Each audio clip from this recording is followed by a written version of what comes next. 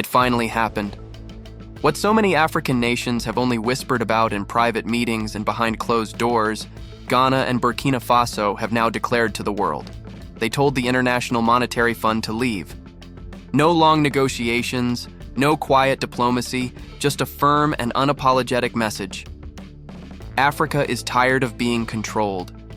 This wasn't just a political move, it was an emotional outburst from two nations that have carried the weight of debt, dependency, and deception for decades. You could almost feel the air shift across the continent when the news broke. People from Accra to Ouagadougou were stunned, but also deeply proud. It felt like a long-awaited scream of freedom. For years, the IMF has been the so-called financial doctor of Africa. It prescribed loans with high interest rates and painful conditions, all while preaching the language of stability and growth. But in reality, those prescriptions often left countries weaker, not stronger. Ghana knows this story all too well. Once a thriving hub of cocoa, gold, and innovation, it found itself trapped under the crushing pressure of external debt. Every time the government tried to rebuild, the IMF's conditions tied their hands tighter. They were forced to cut subsidies for the poor, raise taxes on the working class, and freeze the wages of public servants, all to meet the terms of foreign lenders who claimed to know what was best for them. But the people saw the truth. Each rescue package only seemed to sink them deeper. And then there's Burkina Faso. This nation's story is even more powerful. It is led by a new generation of leaders who carry the revolutionary spirit of Thomas Sankara and the raw courage of Captain Ibrahim Traoré. This young, strong, unapologetically African leader has been fearless in rejecting neo-colonialism in all its forms. Traoré once declared that Africa must stop crawling for help when it already possesses the power to stand on its own 2 feet. His leadership has ignited a wave of pride not just in Burkina Faso, but across the entire continent.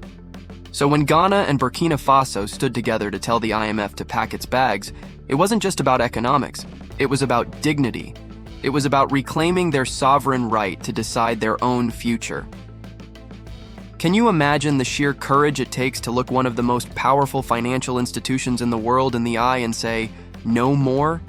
These nations are tired of being trapped in cycles of debt that never seem to end, where the interest alone eats away at the very lifeblood of their economies. They're tired of being told to privatize their water, sell off their mineral wealth, and rely on aid that always comes with hidden strings attached. This move wasn't just about politics. It was about restoring confidence in Africa's soul. It was about young Africans seeing that leadership can mean defiance, that true independence requires sacrifice, and that progress doesn't always need the approval of the West. You could feel the pride swelling in African hearts everywhere. The international markets may have panicked, and foreign analysts may have frowned, but ordinary Africans celebrated. They shared the news online with fire and excitement. For once, the story wasn't about an African nation collapsing, but about two countries standing up for themselves. Ghana's decision came after months of deep frustration. Inflation was soaring, the currency had weakened, and the people were losing faith in external promises. The IMF came knocking with another rescue package, but Ghanaians had learned from history. Each package only brought deeper austerity, higher taxes, and more pressure on the working class. So, Ghana made a brave choice. It decided it was time to heal itself from within. To focus on agriculture, local industries, and trade with its African neighbors, rather than begging for Western approval. Burkina Faso, on the other hand, was already on a revolutionary path. Under Traoré, the country has aligned itself more closely with its neighbors in Mali and Niger, forming what many are now calling the Alliance of Sahel States.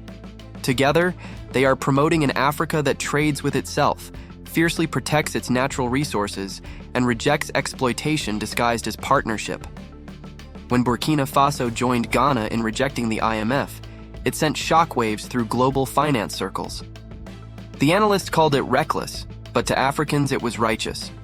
It felt like the first sunrise after a long, dark night. Both countries know the road ahead won't be easy. Breaking away from institutions like the IMF means facing short-term financial pain. It means tightening belts and building new systems from scratch. But this time, it's on their own terms. They are no longer interested in foreign solutions to African problems.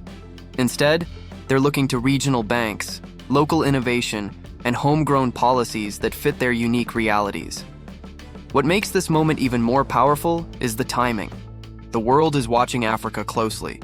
With its vast resources, youthful population, and rising global influence, the continent has become the next great frontier. But instead of just being the world's supplier, Africa is learning to be its own master. And moves like this prove that the spirit of liberation that once fueled Africa's independence movements is alive and well. The IMF's presence in Africa has long been controversial.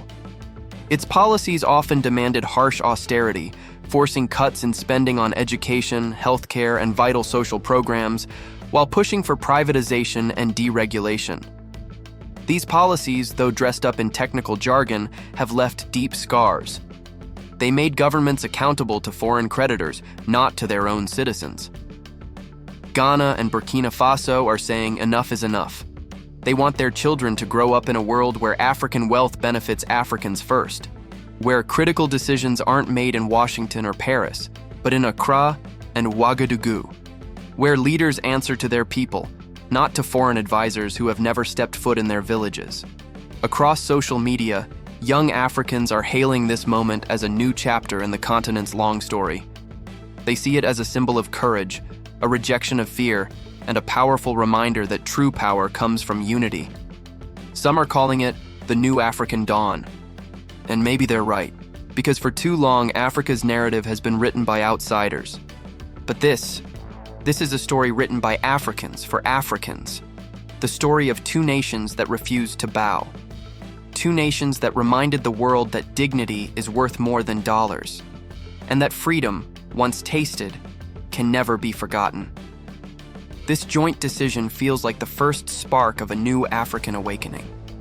It's not just about two nations making a bold move. It's about a continent slowly realizing its collective strength.